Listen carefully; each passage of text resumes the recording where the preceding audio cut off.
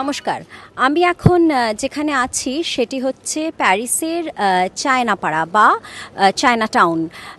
সত্যি যদি বলি, প্যারিসের চায়না টাউন বললে হয়তো ঠিক হবে না, কারণ এরকম এশিয়ান এনক্লেভ এখানে বেশ কয়েকটি আছে।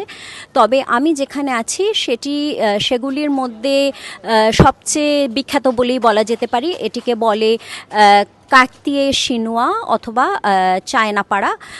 কিন্তু আমি যতটা এখানে দেখেছি, এই সবেই এসেছি। আমি বেশি ভিয়েতনামিজ দোকানই দেখলাম।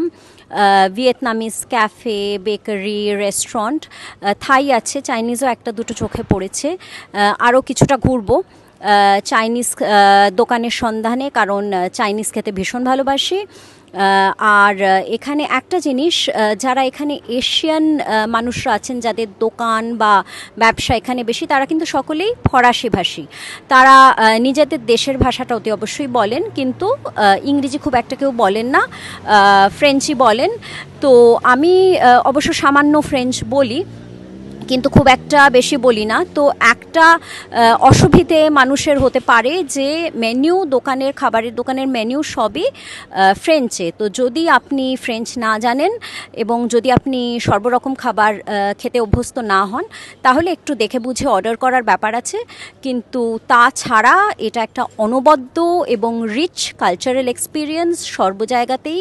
আমাদের কলকাতাতেও যেমন চায়না টাউনের একটা হিস্ট্রি থাকে, একটা রিচ হিস্ট্রি থাকে, এটা একটা কালচারাল মেল্টিং পয়েন্ট হয়। তো এখানেও সেরকমই। এবং আমার সঙ্গে থাকুন রেভ স্পোর্টসের পর্দায়, এবং এই চায়না টাউনের কিছু ঝলক আপনাদেরকে এনে দিচ্ছি।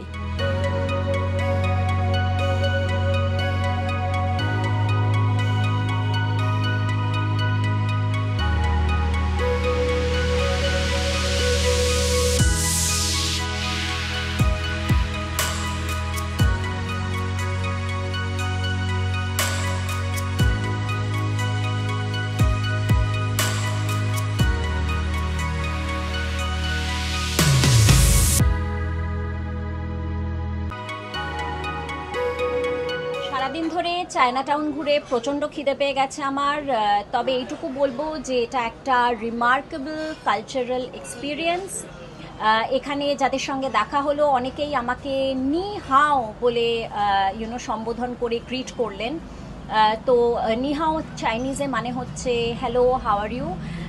তো এই জায়গাটা আমার নিজের খুব ভালো লাগছে, আমাদের কলকাতার চায়না টাউনের কথা মনে করিয়ে দিচ্ছে। এবং এখন ভীষণ খিদে পেয়ে গেছে বলে একটা ম্যান্ডারিন রেস্টুরেন্টে ঢুকে এই একটা ডিশ অর্ডার করেছি।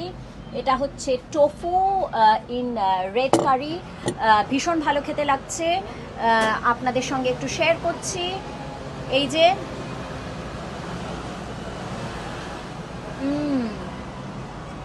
রেভ স্পোর্টসের পর্দায় চোখ রাখুন এবং দেখতে থাকুন।